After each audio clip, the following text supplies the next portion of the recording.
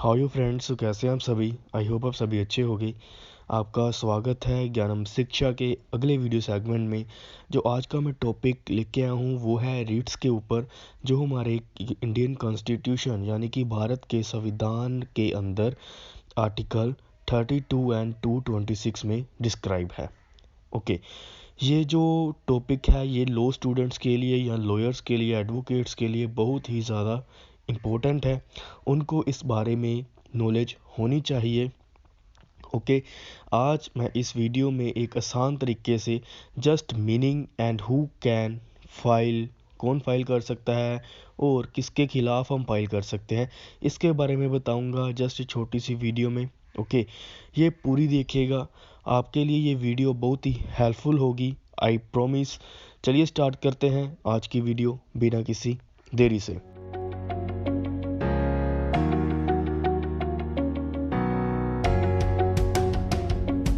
सबसे पहले गाइस आपको पता होना चाहिए जो रीट्स होती हैं वो कितने तरह की होती हैं। जो रीट्स हमारे इंडियन कॉन्स्टिट्यूशन में प्रोवाइड की गई हैं वो है 5 तरह की रीट्स। ओके, ये रीट्स क्यों लाए, ये रीट्स जो हमारा कॉन्स्टिट्यूशन है ये हमें प्रोवाइड क्यों करता है, रीट्स का मतलब क्या होता है। गाइस जो रीट्स है वो हमारे कॉन्स्टिट्यूशनल रेमेडीज है। ओके, वो हमारी कॉन्स्टिट्यूशनल रेमेडीज है और हमें रीट्स इसीलिए मिलती हैं कि अगर हमारा कोई अधिकार अधिकार वायलेंट होता है, अधिकार छीना जाता है, तो हम उसके खिलाफ जो है हम केस फाइल कर सकते हैं, उसको कहते हैं रिट। ओके, आप सभी को पता होगा केस फाइल करने का एक हायरार्की बनी होती है, जैसे कि डिस्ट्रिक्ट कोर्ट से फिर हम हाई कोर्ट में जाएंगे। अगर डिस्ट्रिक्ट कोर्ट में सुनवाई नहीं हुई तो हम हाई कोर्ट जाएंगे, अगर हाई कोर्ट में नहीं हुई तो हम सुप्रीम कोर्ट में जाएंगे। लेकिन हमें स्टार्टिंग में फाइल केस करना कहाँ करना पड़ेगा, हमें डिस्ट्रिक्ट कोर्ट में ही करना पड़ेगा। लेकिन रिट्स हमें ऐसा एक कॉन्स्टिट्यूशनल रेमेडी देता है, रेमेडी प्रोवाइड करता है कि हम सीधा हाई कोर्ट या सुप्रीम कोर्ट भी जा सकते हैं। ओके गाइस, सो अगर हमारा कोई अधिकार कोई हमसे छीनता है, चाहे वो पब्लिक सर्वेंट हो, ओके, वो हम हमारे से अपना अधिकार, हमारा अधिकार छीनता है, तो हम उसके खिलाफ सीधा हाई कोर्ट में या सीधा सुप्रीम कोर्ट में केस फाइल कर सकते हैं, उसको ही कहते हैं रिट्स। ओके, ये हमारे भारत के संविधान में दो तरह से दी गई हैं। कहाँ कहाँ, एक आर्टिकल 32 एंड आर्टिकल 226 में। ओके, जो आर्टिकल 32 है वो किससे डील करता है, वो डील करता है, आर्टिकल जो 32 है वो डील करता है सुप्रीम कोर्ट से। ओके, और आर्टिकल 226 डील करता है हाई कोर्ट से। ओके, 226 में जब तब हम एप्लीकेशन लगाते हैं, तब हम रिट लगाते हैं आर्टिकल 226 में, जब हमारा कोई राइट वायलेंट होता है तो हम हाई कोर्ट जाना चाहते हैं। ओके, और 32 में कब लगाते हैं, जब हमारा राइट वायलेंट होता है तो हम सुप्रीम कोर्ट जाना चाहते हैं। ओके गाइस, लेकिन अगर हम सीधा सुप्रीम कोर्ट जाएं तो हमें पूछा जाता है कि आप हाई कोर्ट क्यों नहीं गए। इसका रीज़न पूछा जाता है कि आपने हाई कोर्ट में रिट क्यों नहीं लगाई, आप सीधा सुप्रीम कोर्ट में क्यों आए हो। ओके, अब बात आती है राइट्स की, हम सुप्रीम कोर्ट कब जाएंगे और हाई कोर्ट कब जाएंगे। गाइस, सबसे पहले अगर हमारा जो लीगल राइट या फंडामेंटल राइट, दो तरह के राइट, ओके, लीगल या फंडामेंटल राइट, अगर कोई वायलेंट होता है तो हम जाते हैं हाई कोर्ट। अगर हमारा अकेला फंडामेंटल राइट जो कि हमारे भारत के संविधान में मेंशन है, ओके, भारत के संविधान में जितने भी राइट्स दिए गए हैं वो हैं हमारे फंडामेंटल राइट्स। ओके, मूल अधिकार जिसको कहते हैं, अगर हमारा वो वायलेंट होता है तो हम सीधा सुप्रीम कोर्ट जाएंगे। अगर हमारा लीगल राइट वायलेंट होता है, लीगल राइट कौन सा है, हमारा वोटिंग का अधिकार, ओके, जो हमें लीगली, जो हमें हमें कानून प्रोवाइड करता है, वो हमारे भारत के संविधान में मेंशन नहीं है, वो होते हैं हमारे लीगल राइट्स। ओके, अब बात आती है लीगल राइट अगर कोई वायलेंट करता है तो हम पहले हाई कोर्ट जाएंगे। ओके, लीगल राइट या फिर फंडामेंटल राइट। ओके, अगर हमारा लीगल राइट वायलेंट हुआ तो हम सुप्रीम कोर्ट में नहीं जा सकते, हम कहाँ जाएंगे, हाई कोर्ट में जाएंगे। ओके, सुप्रीम कोर्ट में हम तभी जाएंगे जब हमारा फंडामेंटल राइट वायलेंट होगा। हाई कोर्ट में कब जाएंगे? जब हमारा लीगल राइट और फंडामेंटल राइट दोनों वायलेंट होंगे, तब हम हाई कोर्ट भी जा सकते हैं और सुप्रीम कोर्ट भी जा सकते हैं। ओके, लेकिन अगेला लीगल राइट वायलेंट होगा तो हम हाई कोर्ट ही जाएंगे। आई होप आपको फ्रेंड्स इतनी समझ लग गई होगी। अब हम बात करते हैं जो टॉपिक है हमारा, जो 5 रिट्स हैं वो कौन कौन सी हैं और कौन कौन फाइल कर सकता है। सबसे पहली रिट है habeas corpus. Okay, habeas corpus जो वर्ड है ये आपको थोड़ा सा डिफ़िकल्ट लग रहा होगा, लेकिन इसको अगर आप समझ जाओगे तो आपको बहुत अच्छे से समझ लग जाएगी। हैबियस कॉर्पस क्या होता है? इसमें इंग्लिश का मीनिंग है you may have the body. Okay, अगर मैं आपको इसको आसान तरीके से समझाने की कोशिश करूं, हैबियस कॉर्पस क्या होता है? वो होता है कि कोई भी व्यक्ति किसी को भी रोंगफुल तरीके से डिटेन करके नहीं रख सकता। ओके, कोई भी व्यक्ति में कौन आएगा? पब्लिक सर्वेंट, पब्लिक अथॉरिटी आएगी। ओके, फॉर एग्जांपल, अगर गाइस एक बात ध्यान में रखना, रिट्स हमेशा जो होती हैं पब्लिक अथॉरिटी के खिलाफ ही हम लगा सकते हैं, प्राइवेट पर्सन के खिलाफ रिट हम नहीं लगाते।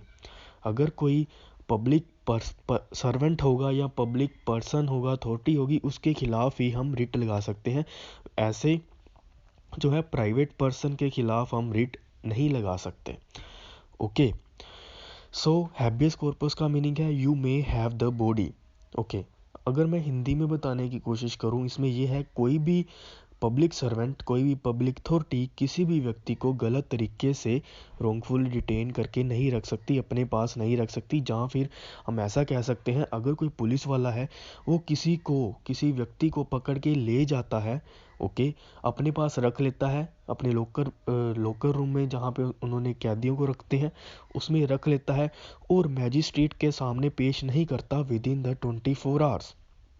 Okay, with in the 24 hours अगर वो मैजिस्ट्रेट के सामने पेश नहीं करता तो ऐसा माना जाएगा कि पब्लिक सर्वेंट ने है जो है उस व्यक्ति को इलीगल तरीके से अपने पास रखा हुआ है, और जिस व्यक्ति को अपने पास रखा हुआ है उसका फैमिली मेंबर कोई भी हाई कोर्ट में या सुप्रीम कोर्ट में रिट फाइल कर सकता है हैबियस कॉर्पस की।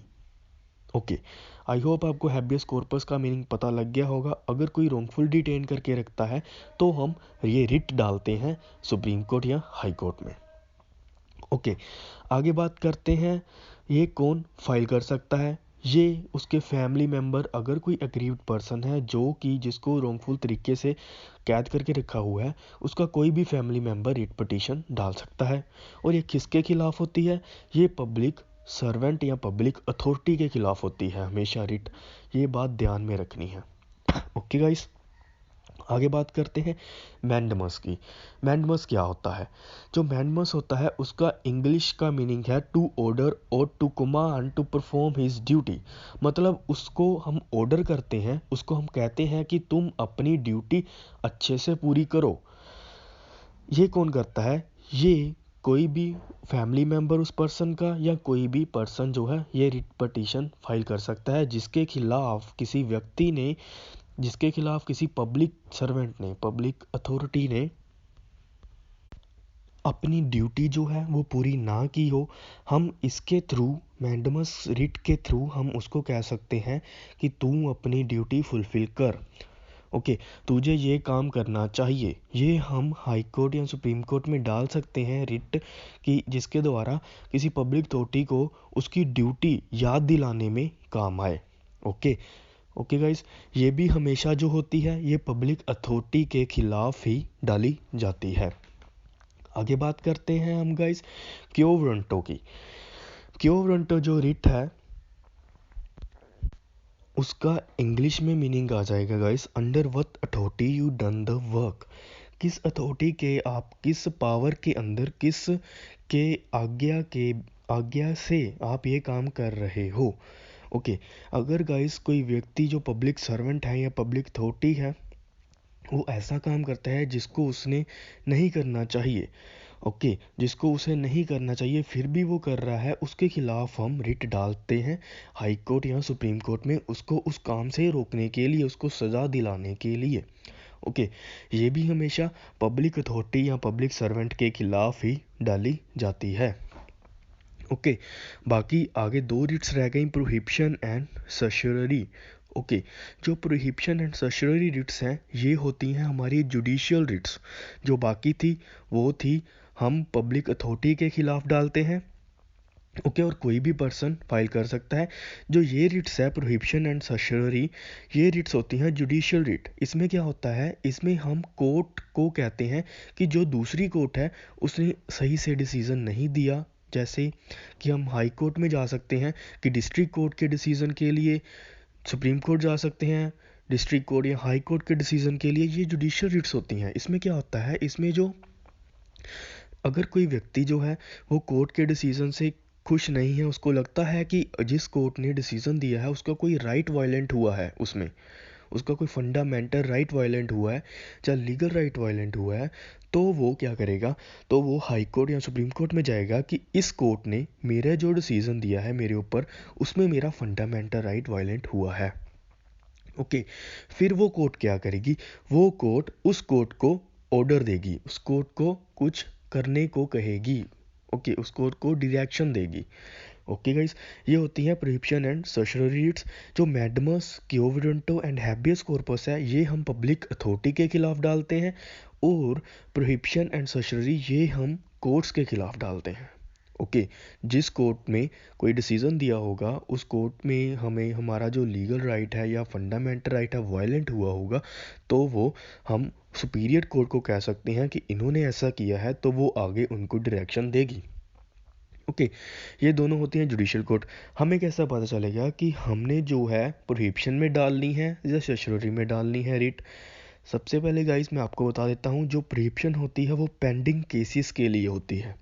पेंडिंग केसेस मतलब कि जो अभी चल रहे हैं, जो भी चल रहे हैं केसेस, उसमें अगर किसी का लीगल राइट वायलेंट हो जाता है या फंडामेंटल राइट वायलेंट हो जाता है, तो वो सुप्रीम कोर्ट और हाई कोर्ट में प्रोहिबिशन की रिट जो है वो डालेगा। ओके, अगर किसी का केस जो है वो डिसाइड हो चुका है, उसने जो कोर्ट ने है जजमेंट दे दी है, डिसीजन दे दिया है, तो उसमें अगर लगता है कि जो कोर्ट ने डिसीजन दिया उसमें उसका वाइट राइट जो है वायलेंट हुआ है, तो फिर वो सुप्रीम कोर्ट या हाई कोर्ट में सर्शियरी की रिट डालेगा। इनमें डिफरेंस यही है गाइस कि प्रोहिबिशन में जो होते हैं पेंडिंग केसेस होते हैं, जो भी चल रहे होते हैं, और सर्शियरी में जो ऑलरेडी डिसाइड केस होते हैं वो इसमें ले ऑन करते हैं। ओके, ये थी हमारी 5 रिट्स एंड कौन डालता है एंड ये किसके खिलाफ डाली जाती है। अगर आपको गाइस इस वीडियो से रिलेटेड कोई भी डाउट है, आप please go to the comment box में जाके कमेंट करिए। मैं आपके कमेंट का, आपके क्वेश्चन का ज़रूर आंसर करूँगा। आप मुझे वीडियो सजेस्ट भी कर सकते हो, आप इस टॉपिक पे लेके ये मैं उस टॉपिक पे वीडियो भी लेकर आऊँगा। और जो हमारी वेबसाइट है उसका डिस्क्रिप्शन बॉक्स में मैंने लिंक डाल दिया है, आप वहाँ पे जाके जो है वो वेबसाइट पे जाकर आपको नोट्स प्रोवाइड किए जाएंगे। ओके, नोट्स मिलेंगे आपको, वहाँ से एमसीक्यूज मिलेंगी, आपकी तैयारी में हेल्प मिलेगी, आप उसको भी जाकर ओपन कर लीजिएगा।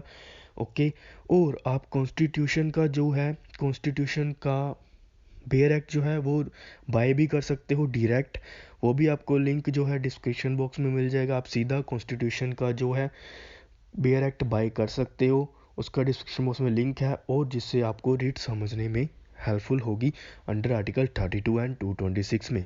ओके गाइस, इस चैनल को सब्सक्राइब करना मत भूलिएगा और ये वीडियो अपने फ्रेंड्स के साथ शेयर ज़रूर कीजिएगा। Thank you so much guys for watching. Subscribe for more videos.